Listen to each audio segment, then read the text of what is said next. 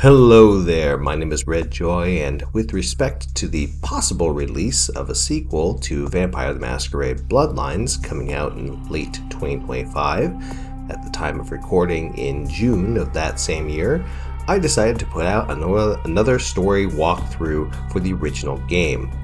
And plus, since Bloodlines 2 isn't going to be an actual RPG, but rather somebody else's vampire fantasy, I'm going to subject you poor bastards to another vampire fantasy. Meet Doug, the gangrel ex-cop whose focus is on being as intimidating as possible. Look, I'm sure that the LAPD has a stellar record for diplomacy and tact when handling delicate situations of urban crime and domestic violence. But Doug doesn't come from that school. He comes from the school of yelling and punching at things. So, as compared to Elle, my last Bloodlines playthrough as a female toreador, Doug is a little less like a Victorian parliamentarian and more like a Dark Age thug or a modern political activist. So, be prepared for lots of yelling and lots of unwarranted violence, and some animal friends along the way. With that, let's go.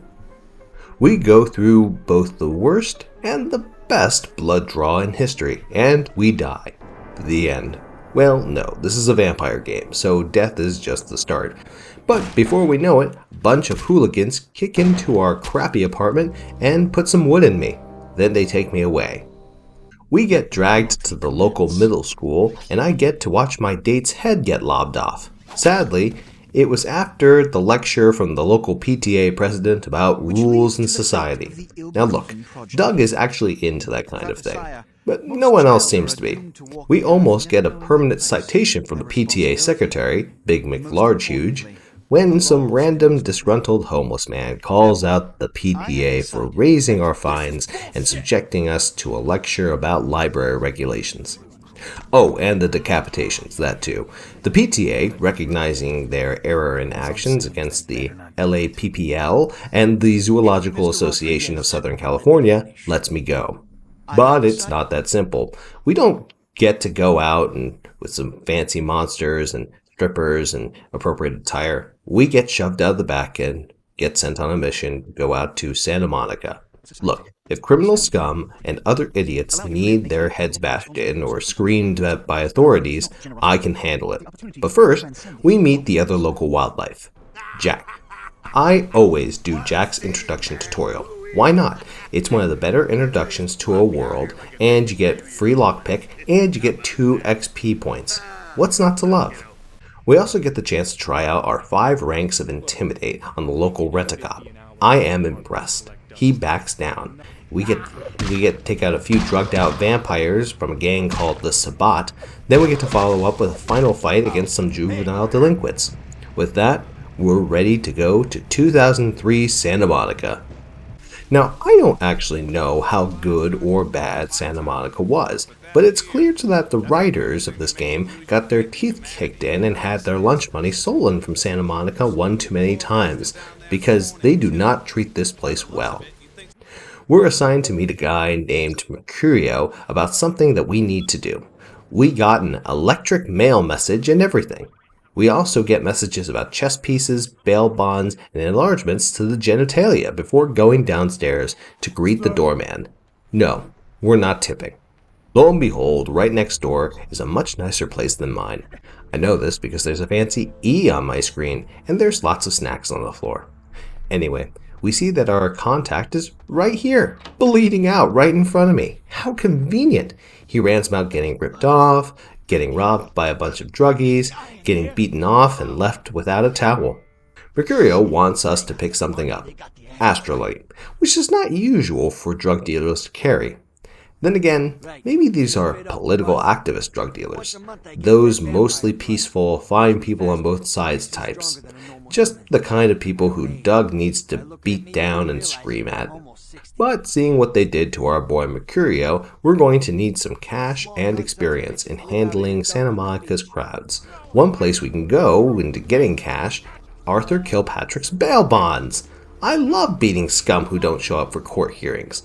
We chat with Kilpatrick and he gives us a job to try to find his deadbeat bounty hunter, Carson.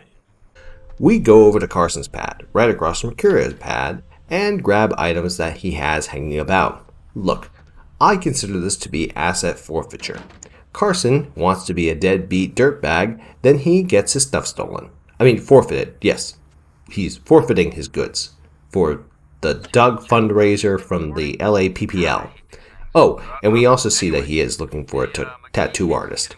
Somehow that resonates with me. I wonder why. We go across the street and no one's there. The store has a phone and a number of an Englishman who, spoiler alert, is evil. He wants to take pictures of our naked body. Actually, he wanted to get pictures of the guy who Carson's been tracking down, so naturally we accept on that guy's behalf. Who wouldn't? We go down to the street, chat with Bannister Tarleton, follow him down to his dungeon, and guess who's there? It's Carson! You freaking deadbeat, getting yourself caught by an Englishman. Pathetic. Oh, and we kill the Englishman, we free Carson, and we get back to Kilpatrick. Now, Kilpatrick gives us another job for some hot cash, and it's right near our pad. We find out that some dude jumped bail, and he went downtown, and we also grab a voyeur's guide from our neighbor. We report back to Kilpatrick, and you guessed it, we get cash and XP. Well, now we can at least head down to the beach to see if we can find the Antifa Proud Boy types to go Wayne Jenkins on this group, but we get stopped by the scum of society. Or at least I would have thought him as scum if I knew anything there was to know or care about polite vampire society. Anyway, I meet the Thin Bloods, and one of them lost his girlfriend. Doug agrees to help E find Lily, because some pathetic shirtless Aussies need a big, strong American to help find their girlfriends for them. Now, Doug did some detective work back in the day, so he can talk up people, and he needs to talk up. We first check in on the diner that Lily was missing from. After a painful experience from the creature from Monsters, Inc., we get Lily's belongings. We also overhear a beautiful specimen of Union pride talking about a job. Yes, he might be a criminal, but he's also a hard-working union man. Doug's normally not into dudes, but he does love a good union man. That's not bother him, though. We have other things that we need to handle. We only have so many points in subterfuge. Okay, enough oogling over union men. It's time to find a missing maggot. Thin blood. Surfer chick.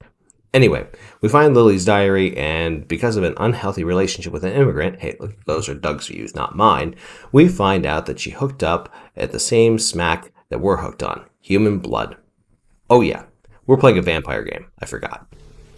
Anyway, to the blood bank we go. We chat with Vandal behind the counter. He says something about a queen bitch. I remind him that I literally can control skin-burrowing beetles that crawl into people's brains and eat them from the inside out. He then lets us in.